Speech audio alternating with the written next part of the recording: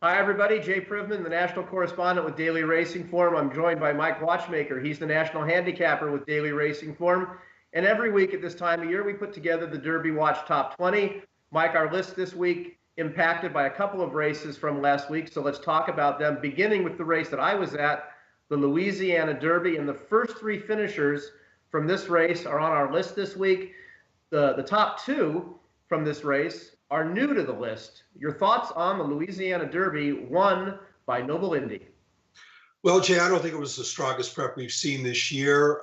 It wasn't the strongest Louisiana Derby we've seen in over recent years either.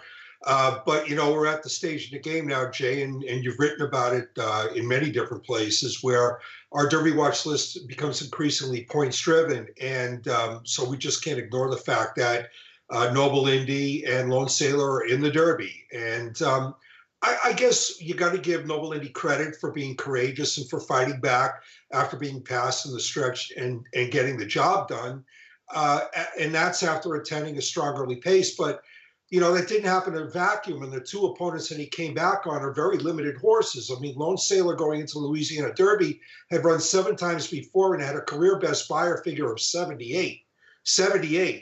And my boy Jack, his big claim to fame was a win in the Southwest Stakes at Oakland that was completely and totally bias-aided. So, you know, he didn't beat exactly, you know, Secretary. Start. He did add blinkers for the first time.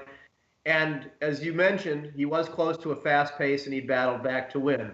I, like you, think that there have been other preps earlier this year that were stronger races. And I think there's going to be stronger races as we get closer to the Derby. But I do think Noble Indy at least ran a courageous race to win, and we'll see how he does over the next 6 weeks as he prepares for the Kentucky Derby, which will be his next start. It's also going to be the next start for the winner of the Sunland Derby, and that was Runaway Ghost. This is a horse who I think Mike was aided by the fact that Reride, who beat him in the Mind That Bird Derby, ended up going to Dubai for the UAE Derby, which we'll discuss in our other video, our preview video. But first off, let's just talk about the performance of Runaway Ghost, who by virtue of this race, and most importantly, winning 50 points, is now in the Derby field and is on the Derby Watch Top 20. Well, I think Runaway Ghost is actually kind of a cool horse. So one of the things I like about him the best is he began his career last May 12th in a 4.5 furlong race at Santa Anita. And I think we should see more of that.